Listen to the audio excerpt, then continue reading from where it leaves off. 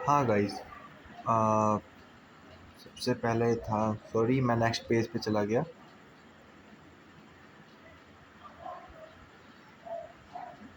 Ego centre network, social media से related करके ही से हम टॉपिक्स को पढ़ेंगे।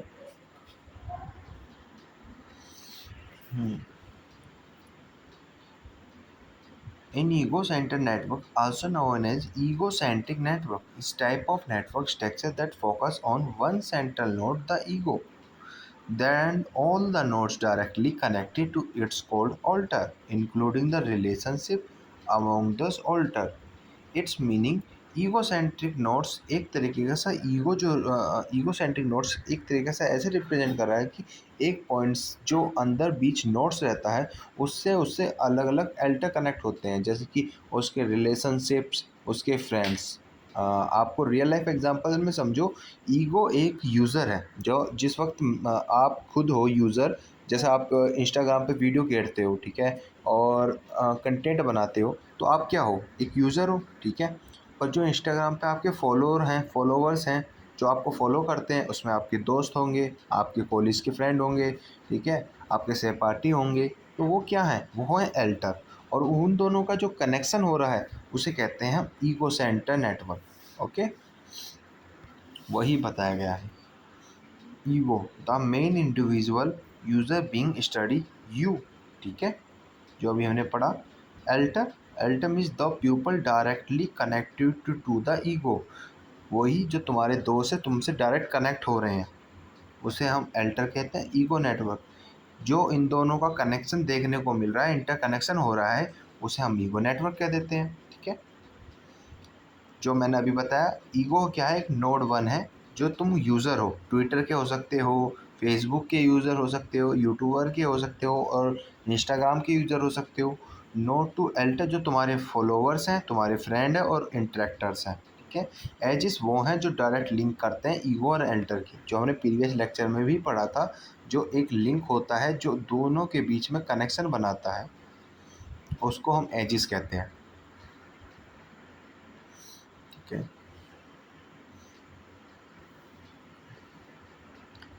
हाँ, अब बात करते हैं हम application in social media and data analysis के, कि जो इसके एप्लीकेशंस हैं। नंबर वन है influencer analysis, determine how influencer are user based on structure the ego network. जो इन्फ्लुएंसर एनालाइज होते हैं वो भी इसी का डाटा एनालाइज करने के लिए इसी का यूज़ करते हैं, ईगो नेटवर्क का। कंटेंट रिकमेंडेशन, जो तुम्हारे दोस्त को जैसा कंटेंट चाहिए तुम उसी के हिसाब से वीडियो अपलोड करोगे, जैसे तुम्हारे फॉलोअर्स चाहते हैं।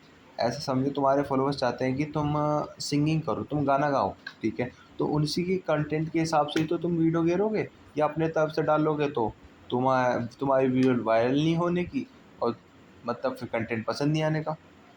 बिहेवियर प्रिडिक्ट, उससे हम बिहेवियर का पता भी लगा सकते हैं। जैसे कि हम यूज़र हैं, हमारा पता चलेगा कि हमारा कैसा बिहेवियर है, अच्छा है बुरा है, कैसे हम उसको अट्रैक्ट करते हैं। Number four is friend follower suggestion. जैसे इससे एक और सबसे बड़ी मदद की बात है कि तुम्हारे दोस्त तुम्हें सजेस्ट भी करते हैं, भाई साहब आपकी वीडियो में ये मिस्टेक है, ठीक है। जैसा मैं वीडियो बना रहा हूँ, आपको इसमें मिस्टेक लगेगी तो आप मुझे बताओगे, सर जी इसके अंदर आपने ये वाला कंटेंट सही से नहीं पढ़ा है, आप दोबारा पढ़ाओ, ठीक है। पांचवा है इंफॉर्मेशन डिफ्यूजन, ठीक है। Track how fair and fast user post reaches through their ego network, ठीक है। फिर आता है प्राइवेसी एंड सिक्योरिटी के लिए भी यूज़ हो सकता है, हम पता लगा सकते हैं कौन स्पैम है, बोट है। आते हैं ना कुछ कमेंट्स करते हैं, आप फेक कमेंट्स होने लगते हैं, या बोट्स कमेंट करते हैं तुम्हारे लाइव के सेशन के टाइम पर मजाक उड़ाने के लिए। कम्युनिटी इंगेजमेंट, ठीक है, individual with in a social community. Advantage आप पढ़ ही लोगे, वही है कि हम एक पर ट्रैक कर सकते हैं, छोटे और बड़े सोशल मीडिया स्टडीज़ कर सकते हैं, माइक्रो इन्फ्लुएंस मार्केटिंग को समझ सकते हैं, आइडेंटिफाई कर सकते हैं, विजुअलाइज कर सकते हैं, ठीक है। Require less data than global network can relevant tight knit communities और इको चैम्बर्स, ठीक है। Disadvantage does not capture broader network efforts, mess is weak ties, जो कमज़ोर टाइज है हम उसे रीच नहीं कर सकते। ईगो क्या होता है, जो यूज़र्स होता है वो डायरेक्ट वालों को ज़्यादा सजेस्ट करता है। जैसे तुम्हारे पे जो फॉलोवर्स हो रहे हैं तुम उनसे ज़्यादा कांटेक्ट कर पाओगे, अदर से नहीं। पता चला अनफॉलोवर्स हैं तुम्हारे जो तुम्हें फॉलो नहीं करते, तुम उन्हें उन्हें ज़्यादा सजेस्ट नहीं कर पाओगे, तुम उन्हें इग्नोर करके डायरेक्ट जो फॉलोवर्स हैं उनसे इंटरेक्ट करोगे। ठीक है, वो सीधी सी बात है। ईगो में क्या है, तुम एक यूज़र हो और ईगो में तुम हो। ठीक है, और तुमसे क्या है, ये कनेक्ट हो रहे हैं, तुम्हारे फॉलोवर्स, तुम्हारे फ्रेंड्स। ठीक है, ये तुमसे कनेक्ट है। एक यहाँ पे भी है, ठीक है, एक ये यहाँ पे भी है। तुम इससे ज़्यादा इंटरेक्ट नहीं कर पाओगे, इनसे इंटरेक्ट ज़्यादा कर पाओगे। ठीक है, यही है।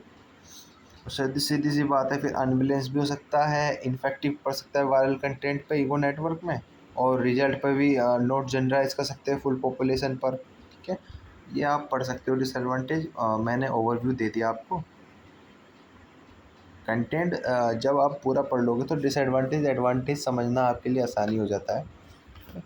ज़्यादा से ज़्यादा पॉइंट इसमें सजेस्ट करें हैं जिससे पेपर में ज़्यादा हम लिख सकें। Example in social media analytics. देखो, सपोज एक फेसबुक यूज़र है, वो ईगो हो गया। फेसबुक यूज़र क्या हो गया, एक ईगो हो गया। ठीक है, फ्रिक्वेंसली इंटरेक्ट विथ 15 फ्रेंड्स, जो एल्टर्स हैं उसके 15 दोस्त हैं।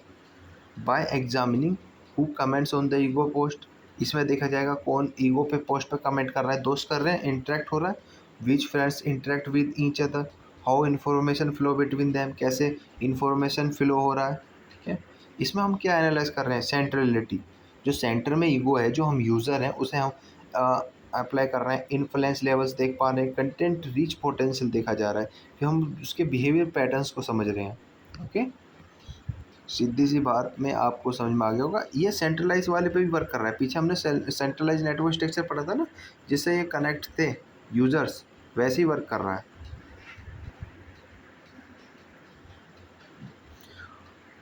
और इसमें जो ईगो और नेटवर्क का जो संबंध बनाया है, ईगो और नेटवर्क कनेक्शन में, तो ईगो का सोशल मीडिया में ध्यान रखना हर बार कि ईगो यूज़र से रिप्रेजेंट किया गया है। बाकी रिलेटिव में तो ईगो को एटीट्यूड और घमंड से भी कंपेयर करा जाता है।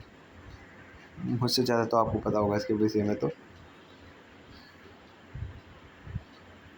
जी हाँ, डोमिनेंस हिरार्की, इट्स मीन्स ये जो रेफ़र करता है individual rank relative to each, जो एक पर्टिकुलर व्यक्ति होता है उसे थोड़ी सी प्रायोरिटी दी जाती है इन्फ्लुएंस करने के लिए, अथॉरिटी करने के लिए, कंट्रोल करने के लिए। ठीक है, in social media this means some user have more power और visibility in the network, influence the behaviour and opinion of other, जो वो अपना ओपिनियन रख सकते हैं। इस विजुअलाइज को हम पिरामिड और ट्री स्ट्रक्चर के जरिए डोमिनेट करते हैं, इस डोमिनेंस हिरार्की को, और फॉलो करते हैं लेस इन्फ्लुएंस यूज़र बिलो। ठीक है, मतलब डोमिनेंस हिरार्की को जो सोशल मीडिया से पर्टिकुलर इंडिविजुअल रैंक रिलेटिव इस तरह दर्शाया गया है। आपको एक रियल लाइफ एग्जांपल से इसे दर्शाता हूँ मैं। जैसे कि इलोन मस्क है। ओके, इलोन मस्क क्या है, एक फेमस बिजनेसमैन है और इन्फ्लुएंसर भी है। तो वो ट्विटर पे इन्फ्लुएंसर है, उसने एक पोस्ट घेर दी कि हमारा जो स्पेस एक्स है वो उसने जो रॉकेट लॉन्च करा वो सक्सेसफुली मार्स पे पहुंच चुका है। ठीक है, अब उस पे क्या होगा, उसके जो यूज़र हैं, जो सेकंड लेवल के यूज़र हैं वो टॉप लेवल का यूज़र हो गया। अब जो सेकंड लेवल के यूज़र हैं वो क्या कर रहे होंगे, वो सेकंड लेवल के यूज़र उस पर कमेंट कर रहे होंगे, कैंजुलेसन सर आपने वहाँ पे पहुँच गए हो, धन्यवाद दे रहे होंगे। और कुछ यूज़र होंगे जो कमेंट भी नहीं कर रहे हैं, बस वो देख रहे हैं और ज्ञान को कंज्यूम कर रहे हैं। ठीक है, तो वो जो चरण बने हैं, वो जो लेवल बने हैं, वो क्या हो रहे हैं, डोमिनेट कर रहे हैं हिरार्की को। ठीक है, वो ट्री स्ट्रक्चर में रिप्रेजेंट हो रहा है, और वहाँ कंट्रोल और अथॉरिटी को भी देखा गया है और इन्फ्लुएंस भी होकर गया है। ठीक है, वहाँ पे एक इलोन मस्क वाला व्यक्ति ने अपनी पोस्ट गिरी, उस पर जो कमेंट कर रहे हैं वो दूसरे लेवल के व्यक्ति हैं, और जो कुछ भी नहीं कर रहे वो उस ज्ञान को ले रहे हैं, वो तीसरे लेवल के व्यक्ति हैं। तो वो कैसे बना, ये भैया इलोन मस्क है। ठीक है, जो इस वाले लेवल के हैं वो कमेंट और लाइक कर रहे हैं, और जो इस वाले लेवल के हैं वो सिर्फ ज्ञान को कंज्यूम कर रहे हैं। अब इसके अंदर आपने क्या देखा, वो ट्री के स्ट्रक्चर में बन गया, ये वही है। अब डोमिनेंस हिरार्की के बारे में आपको पता चल गया। अब कैरेक्टरिस्टिक्स इसके जान लेते हैं। Ranking, user are rank by metrics like, जो रैंक होते हैं उसके फॉलोवर और इंगेजमेंट से पता चलता है उसकी ranking. Asymmetric influence is not mutual, one user often influence, जो एक यूज़र इन्फ्लुएंस करता है और दे आर इन्फ्लुएंस, जो इन्फ्लुएंस होते हैं।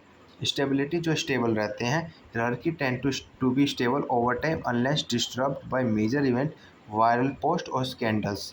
वायरल पोस्ट स्कैंडल से थोड़ा सा अनलेस डिस्टर्बेड हो सकता है, ठीक है। फिर कंट्रोल, टॉप टायर यूज़र, जो टॉप टायर यूज़र होते हैं, जो इन्फ्लुएंसर होते हैं, सेलिब्रिटीज़ होते हैं, वो सीधी सी बात है, वो ट्रेंड्स ओपिनियन रख सकते हैं अपनी बिहेवियर। ये भी एक करेक्टरिस्टिक्स आता है डोमिनेंस हियरार्की में। और एप्लीकेशन सोशल मीडिया एनालिटिक्स की क्या क्या हो सकते हैं उस पर भी जानते हैं।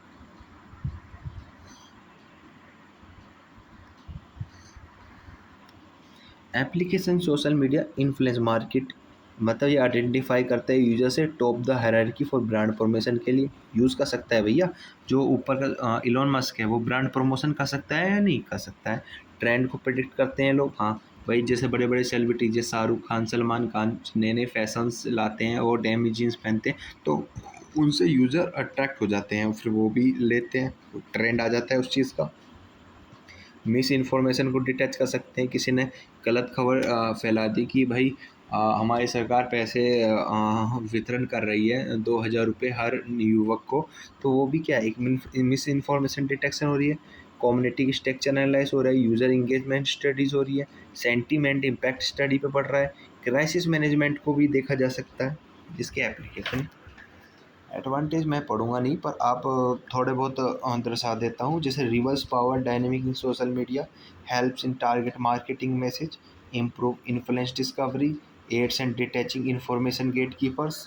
क्या इसके एडवांटेज हैं, वो तो दर्शा ही रहे हैं कि आप अपनी तरफ से भी लिख सकते हो। जैसे हमने ऊपर पढ़ा था ना, करेक्ट से मिस इन्फॉर्मेशन को डिटैच कर पा रहे हैं, ठीक है, क्राइस मैनेजमेंट को कंट्रोल कर पा रहे हैं, ये भी तो इसके एडवांटेज ही हैं। और ट्रैक्स भी कर रहे हैं रियल टाइम इन्फ्लुएंस शिफ्ट्स के अकॉर्डिंग।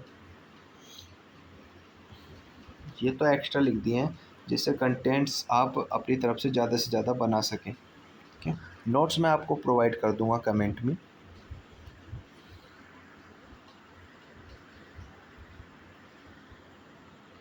मेन डिसएडवांटेज है कि डिफ़िकल्ट है मेजर अक्रॉस प्लेटफार्म, हर प्लेटफार्म पे जाकर मैनेज करना, मतलब डिसएडवांटेज ही होगा। और इन्फ्लुएंस मैट्रिक्स में मैनिपुलेट करना, ठीक है,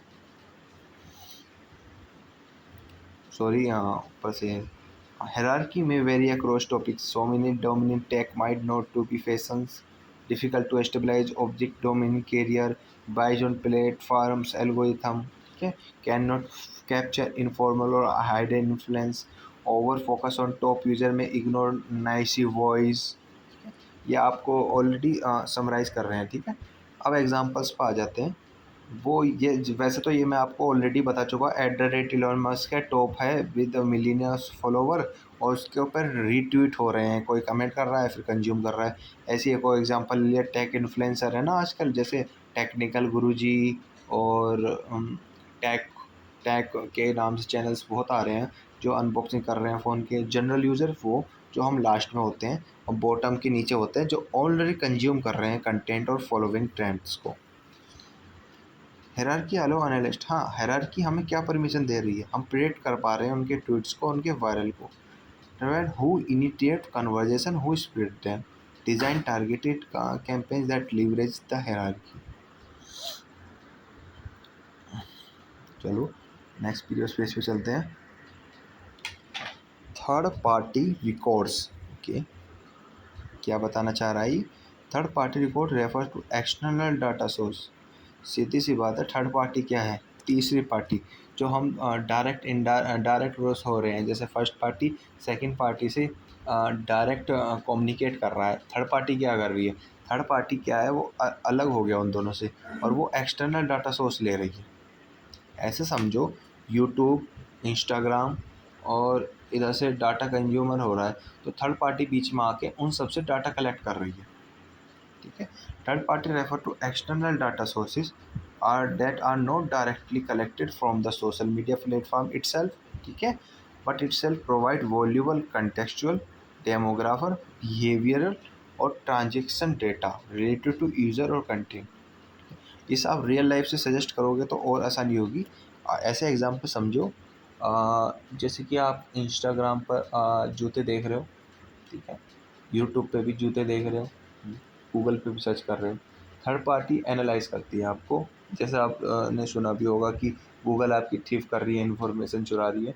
तो उसी पेज पे है, जैसे वो आपको एनालाइज करेगी कि आप जूते ढूंढ रहे हो। ठीक है, तो फिर क्या होगा, आप यूट्यूब देखोगे तो थर्ड पार्टी आपको सारा कंज्यूम कर लेगी। आपने 3 प्लेटफार्म पर जूते सर्च करे, ये सर्च करे, उसने अज्यूम कर लिया, उसने डाटा कलेक्ट कर लिया थर्ड पार्टी ने। ठीक है, और वो फिर उसी के ऐड आपको दिखाना शुरू कर देगी कि ये देखो, ये वाले जूते ले लीजिए, ये वाले जूते ले लीजिए। तो ये थर्ड पार्टी काम करता है। वो एक्सटर्नल डाटा सोर्स को लेता है, बट डायरेक्टली नहीं, नॉट डायरेक्टली कलेक्ट करता है। ठीक है, दिस रिकॉर्ड आज मेंटेन बाय इंडिपेंडेंट ऑर्गेनाइजेशन, जैसे कि एप्स, डेटा ब्रोकर और टूल्स दैट कलेक्ट, एग्रीगेट्स और इनहेंस सोशल मीडिया डेटा। ठीक है, थर्ड पार्टीज़ के रिकॉर्ड्स के टाइप्स हैं। ठीक है, आप इससे ऐसे एनालाइज करो। डेमोग्राफिक डाटाबेस, इट्स मीन्स यहाँ पे आपके सर्वे, जो मैंने अभी आपको बताया ना, वो एनालाइज कर रहा है कि आप क्या ढूंढ रहे हो, जूते ढूंढ रहे हो, कपड़े ढूंढ रहे हो। वो किसके जरिए देख रहा है, डेमोग्राफिक डाटाबेस के जरिए, सेंसस डाटा और सर्वेस के। कंज्यूमर परचेज डेट, और वहाँ पे ये देख रहा है कि आपने क्या क्या खरीदा है, उसी से रिलेटेड आपको प्रोडक्ट दिखाएगा ना फिर बाद में। रिटेल लॉयल्टी कार्ड प्रोग्राम इसके एग्जांपल हैं।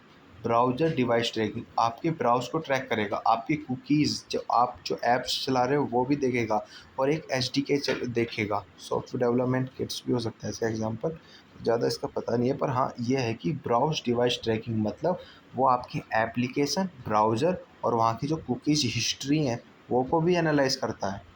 पब्लिक रिकॉर्ड, आपके पब्लिक रिकॉर्ड्स भी देखता है, ये भी एक थर्ड पार्टी का टाइप है। जैसे कि वोटर लिस्ट क्या है, प्रॉपर्टी आपकी कितनी है। ठीक है, डाटा ब्रोकर, मतलब यहाँ पे डाटा ब्रोकर्स का इट्स मीन जैसा आपने स्टॉक्स कितने खरीद लिए हैं। सीआरएम, मार्केटिंग टूल्स, मतलब हब सोर्स, जो बीच में आपका डाटा स्टोर रहता है। वेब स्कारपिंग टूल, मतलब व्लॉग और फॉर्म्स वेबसाइट जो रहती हैं तुम्हारी। मोबाइल ऐप यूसेज डेटा, तुम कौन से ऐप्स को ज़्यादा यूज़ कर रहे हो। थर्ड पार्टी एनालाइज टूल हॉटसुइट और ब्रांड वॉच को भी एनालाइज करती है। तुम्हारा बिहेवियर डाटा, तुमने क्या क्या बिहेव करा है नेटवर्क पर, सोशल मीडिया पे कैसे कैसे कमेंट्स करते हो। ये देखो नीचे सबसे बढ़िया एग्जांपल है, ध्यान से देखना। Importance importance in social media analytics, social media platform like Facebook, ठीक है, Twitter, Instagram provide only.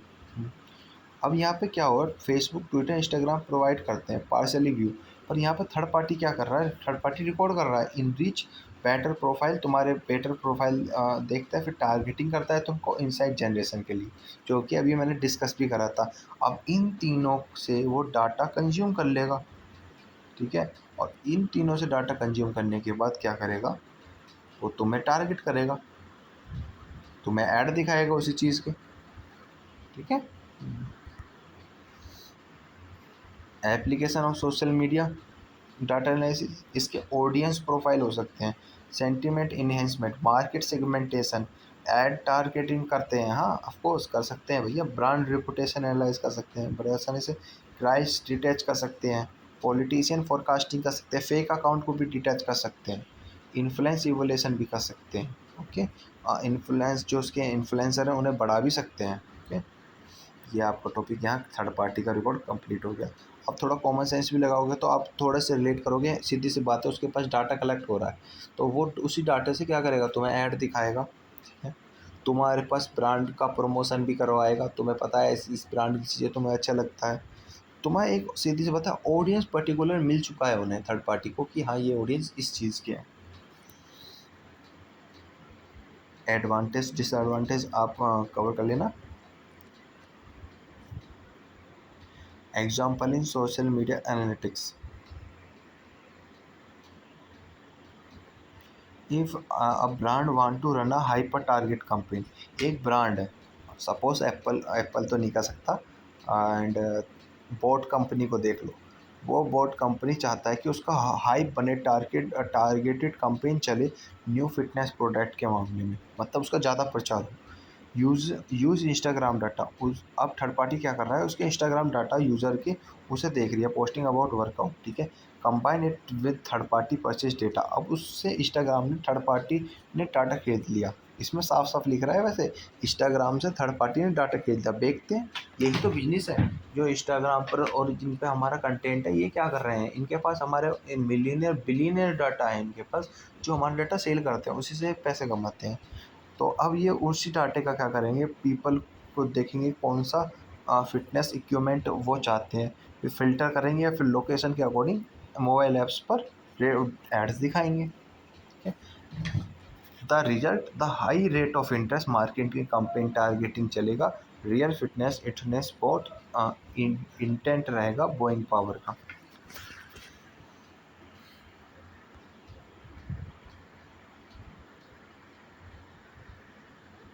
Affiliation network, it's mean, इसे हम बाईपार्टिट नेटवर्क भी कहते हैं कि एक इंडिविजुअल बंदा एक ग्रुप से जुड़ा है, ठीक है। मतलब जैसे हम हैं, हम किसी व्हाट्सएप के ग्रुप में जुड़ जाते हैं ना, जैसे स्कूल का ग्रुप है, कॉलेज का ग्रुप है, तो वो हम एक यूज़र है और एक ग्रुप से जुड़ रहे हैं, वही। और ऐसे हम बाईपार्टिट नेटवर्क का इसमें यूज़ करते हैं, ठीक है। बाईपार्टिट मतलब दोनों तरफ से जो जुड़ता है। वह two different types of nodes exit, इसमें दो टाइप के नोड एग्जिट होते हैं, एक आपको पता ही है, एक इंडिविजुअल, एक group. Links only form between types not within, ठीक है। कॉमन स्ट्रक्चर इसका आप समझ सकते हो, यूज़र एंड ग्रुप, ठीक है। इट रिप्रेजेंट मेंबरशिप, मेंबरशिप को रिप्रेजेंट करता है, पार्टिसिपेट्स को रिप्रेजेंट करता है, साथ ही साथ एसोसिएशन को भी कह सकते हैं। Common activity of object, example समझो, एक यूज़र है, वो फेसबुक ग्रुप से जुड़ गया, तो एफिलिएशन क्या है, a user join on post in a group, ठीक है। यूज़र एक हैशटैग से जुड़ा, a user users a hashtag in a tweet.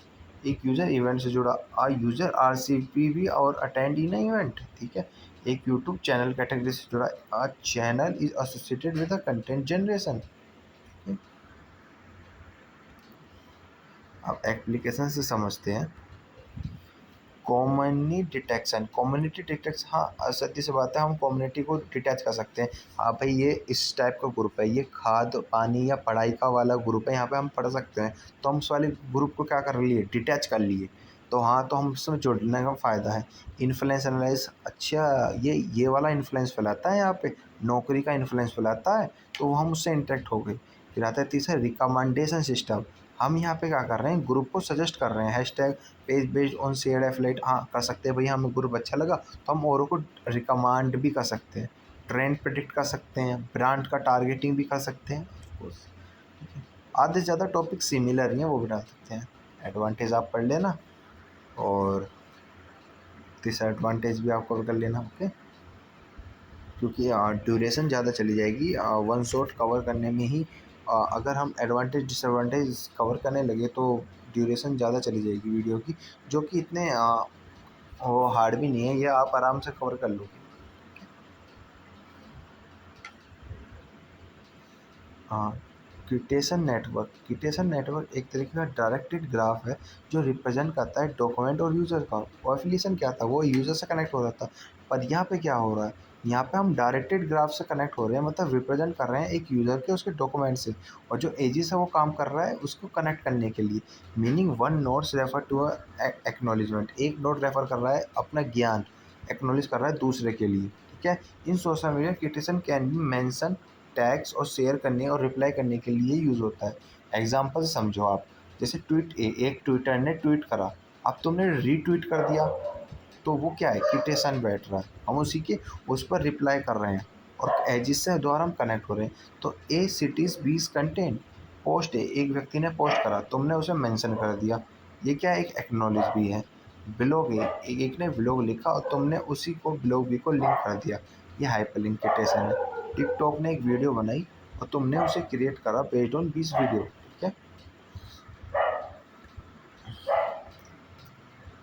Application कैसे हैं इसके, इन्फ्लुएंस ट्रैकिंग, इन्फ्लुएंस का ट्रैक कर सकते हैं, इन्फॉर्मेशन का फ्लो देख सकते हैं, ट्रेंड कर सकते हैं क्या सोर्स एनालाइज कर रहा है, सेंटीमेंट इन्फ्लुएंस स्टडी कर सकते हैं, एकेडमिक सोशल ग्रुप के बारे में जान सकते हैं, टॉपिक को इवैल्यूएट कर सकते हैं, क्रेडिबिलिटी स्कोरिंग कर सकते हैं, स्पैम और जो बॉट होते हैं ना स्कैमर, उन्हें भी हम आसानी से डिटेक्ट कर सकते हैं। क्रॉस प्लेटफॉर्म बिहेवियर, हम अलग अलग प्लेटफॉर्म पे भी जाके उनके बिहेव कर सकते हैं। तुम ट्विटर पे गए, अच्छा गलत, अच्छा ट्वीट नहीं आ रहा, रिप्लाई कर दिया। तुम इंस्टाग्राम पे चले गए, अच्छा ट्वीट नहीं आ रहा, रिप्लाई कर दिया। ठीक है। मिस इन्फॉर्मेशन, गलत जानकारी को हम पकड़ सकते हैं। यूट्यूब पर तो भैया गलत जानकारी फैल रही है, पर फेसबुक पे सही जानकारी फैल रही है। हमने क्या करा, पकड़ ली गलत वाक्य के। एप्लीकेशन डिसएडवांटेज आप कवर कर लेना। Then P to P topics.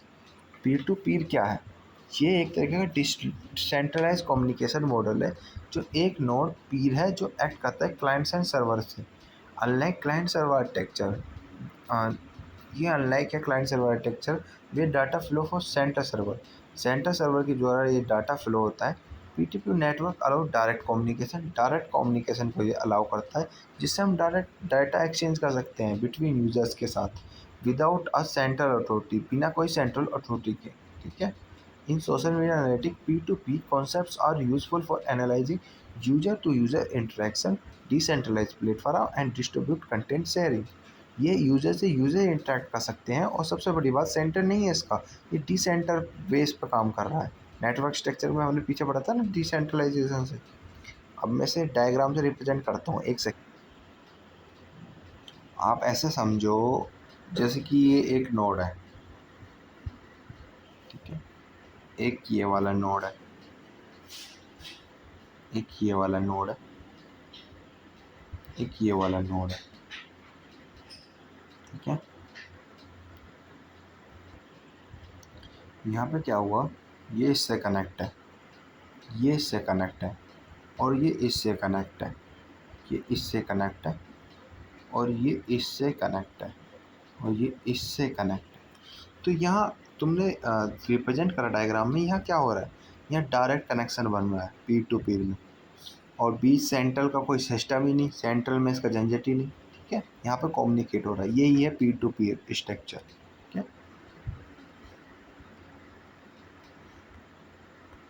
ये अगर आपने ऑपरेटिंग सिस्टम पढ़ा होगा तो आपको पता होगा पहले से। कैरेक्टरिस्टिक्स आप समझ सकते हो क्या क्या है। डिसेंट्रलाइज, सेंटर में नहीं है, सिमेट्रिक है, ऑल पीस इक्वल कैपेबिलिटी रखते हैं, स्केबल कर सकते हैं, रिडंडेंसी भी है, फॉल्ट टॉलरेंस भी है। ठीक है। एप्लीकेशन क्या है, डिसेंट्रलाइज सोशल मीडिया, जैसे प्लेटफॉर्म लाइक मॉस्टोन डिस पर आर बेस्ड ऑन पीटीओ, कोई कॉन्सेप्ट कंटेंट कर सकते हैं शेयरिंग को एनालाइज करके, study how media, video, image, memes spread directly among users. ठीक है। यूजर इंटरेक्ट कर सकता है आसानी से, इन्फ्लुएंस डिफ्यूजन हो सकता है, सॉरी सॉरी चाहेंगे इसे करने के लिए।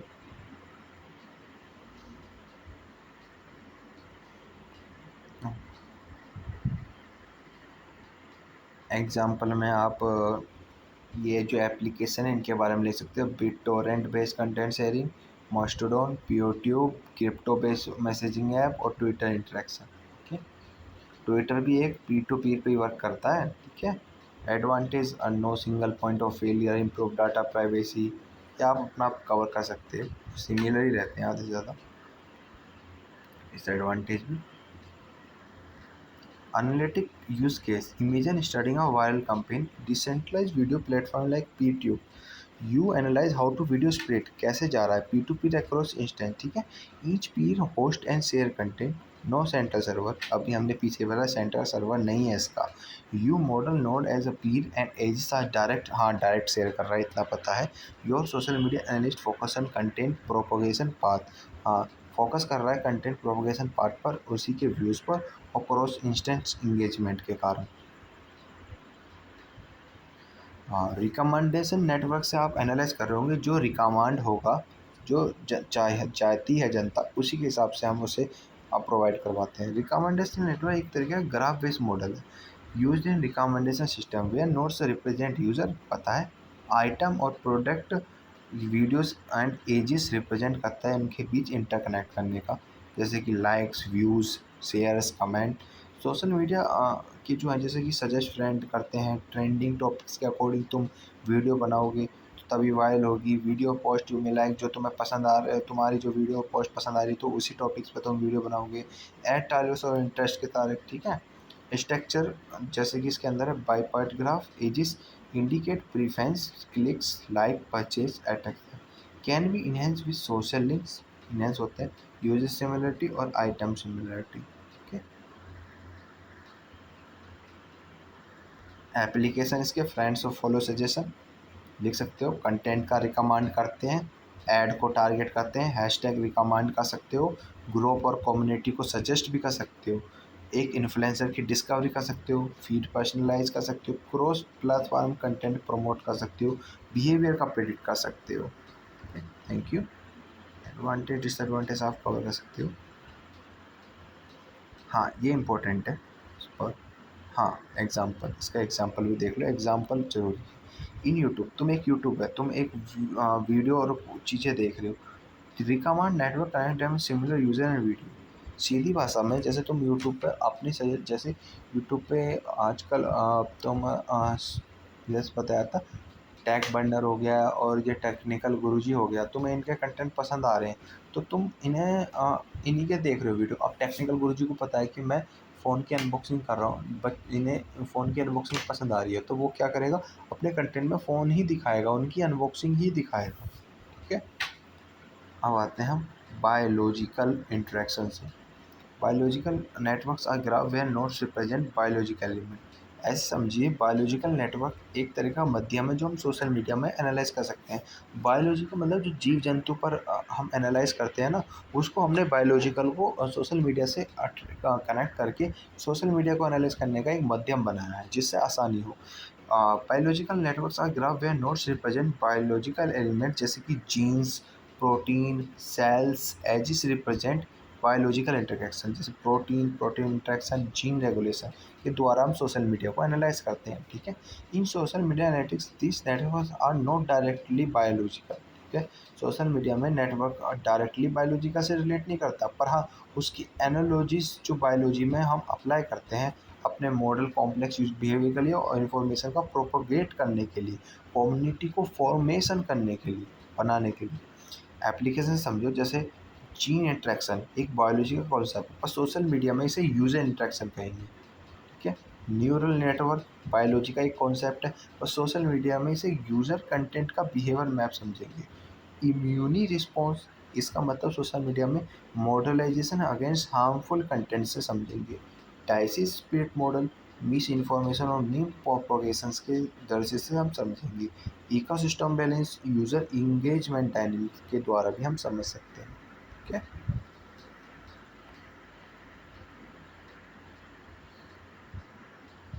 Types of biology analysis social media का इक्वियोडोमिक neural network structure, gene regularly, protein network और सेलुलर नेटवर्क इसके अच्छे सोशल मीडिया के एनालॉजीज हैं जो आप पढ़ सकते हो। ठीक है, एक चीज़ और बताऊं, जो बायोलॉजिकल चीज़ें हैं ना, ये नेटवर्क ये हमारे आजकल एआई में भी मदद कर रहा है। डीप लर्निंग के अंदर जो हम जा रहे हैं वो हम उनके न्यूरल नेटवर्क के जरिए से हम माध्यम से समझ रहे हैं। Example epidemic model in social media, एक न्यू हैशटैग स्टार्ट ट्रेंडिंग है जो एनालाइज करता है SIR मतलब सस्पेक्चुअल इंटरेक्शन रिकवर, एक बायोलॉजिकल से रिलेटेड किया गया है, ये एक बायोलॉजिकल ही मॉडल है। To simulate how fast speed, कैसे स्पीड बढ़ाते हैं, how many user get infected start using it, how long it stay active, कैसे स्टे एक्टिव होते हैं।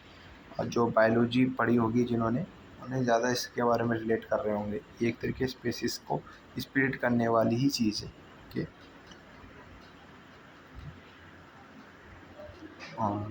ओके दोस्तों, आपको इतना सपोर्ट करने के लिए धन्यवाद, और चैनल को सपोर्ट भी करिएगा। थोड़ा बहुत आपके सपोर्ट से थोड़ा सा इन्हेंस ही होगा। ठीक है, और बाकी इसका नोट्स मैं आपको कमेंट्स में प्रोवाइड कर दूंगा। धन्यवाद।